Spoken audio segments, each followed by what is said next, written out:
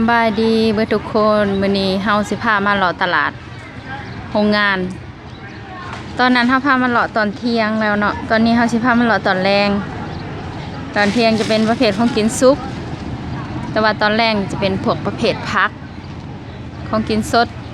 นี่คือทางขางโรงงานเนาะก็จะออกประมาณนี้แหละตอนนี้เขาเจ้ากำลังเลิกงานมีผักให้เลือกหลายอย่างนี่เจ้าอันนี้คือประเภทปลามีปลาเค็งมีหอยปลาเข็งก็มีนี่เท่าไหร่ละปลาเข็งปลาลดแล้วก็ปลาน้อยนี่แหละให้เลือกก็มีผักเผ็ดหลายอย่างช่วงนี้เขาเจ้ากำลังเลิกงานคนกำลังหลายไปต่อนี่เขาจะพาไปเลาะไปเรื่อยๆนะว่าจะไปหนทางใดนี่กับผักมีผักบัวผักเทียมหมากไหมทุกอย่าง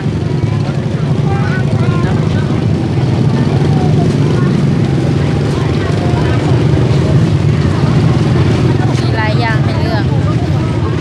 มีมะแตงมันเผามะม่วงครบนี่ก็คือเป็นอีกมุมหนึ่งว่าทางงานมันจะมีหลายซอยหลายแยกนี่อันนี้ประเภทคล้ายเสื้อผ้าแล้วก็ของกินซุปทั่วไปแหละ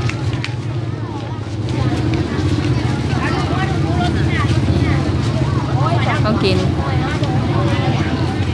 คนก็จะหลายประมาณนี้แหละ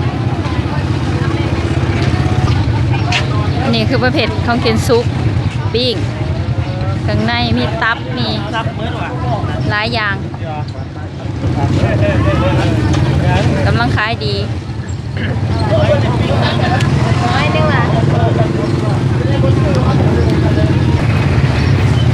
มีปิ้งไก่พร้อม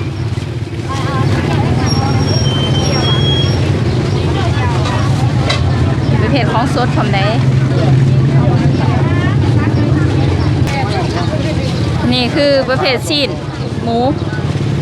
ซีนสดช่วงนี้แมงวันมันอยากร้ายนิดนึงต้องกินสุกกันนะ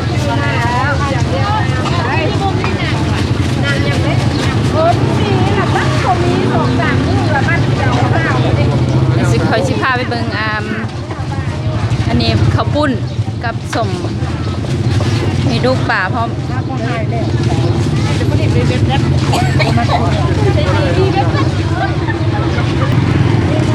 อันนี้ก็ของสดมีไก่กบ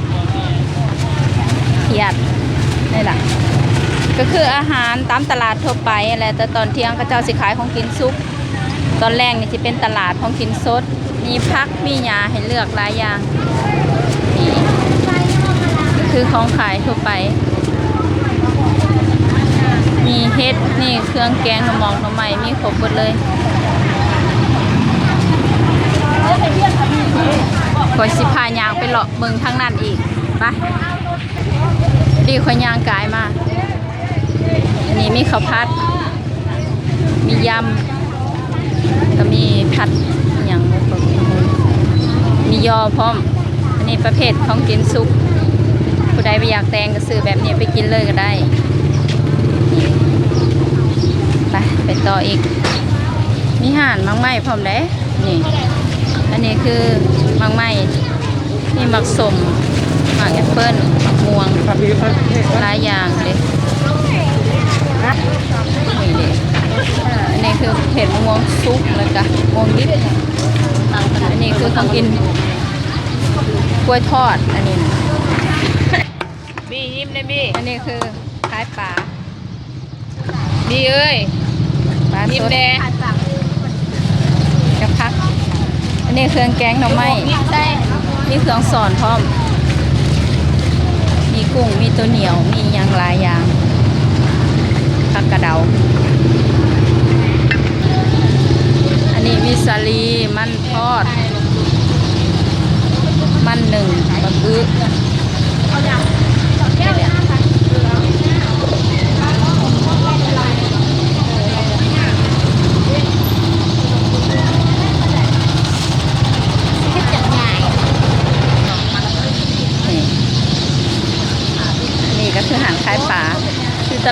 หารคลายปลามี2ห้านนี่แหละ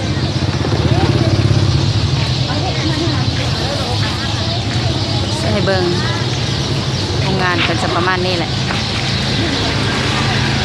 รถกระลายคนกระลาย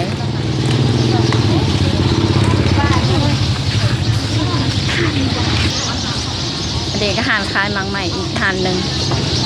มีมังโง่ใหญ่พร้อมฮงซุปนี่อันนี้นั่งอันนี้โลเท่าไหร่โลชิปเอาให้ในโลหนึ่ง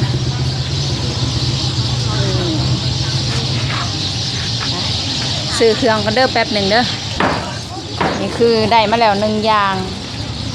นี่เขาเอิญมักกอเดี๋ยวเอาไปขั่วทิ้นนี่อันนี้เพิ่นจะเห็ดเป็นทงไว้เลย3 ถุง5,000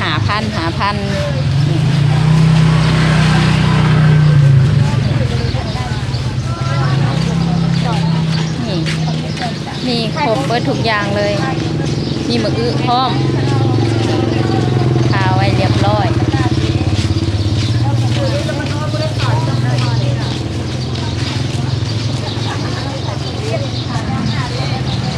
มีผักหลายอย่างหลายแนวให้เลือกมีไข่ยานางครบเบิดนี่ก็คือกับตลาดทั่วไปแหละ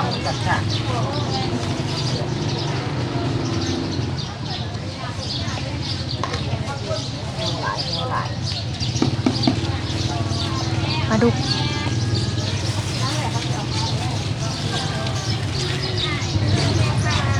อันนี้เป็นกอ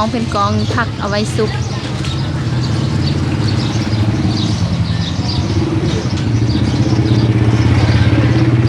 มาทางนี้ก็คือเบิร์ดแล้วเนาะเขาต้องกลับคืนไปทางเก่าอีก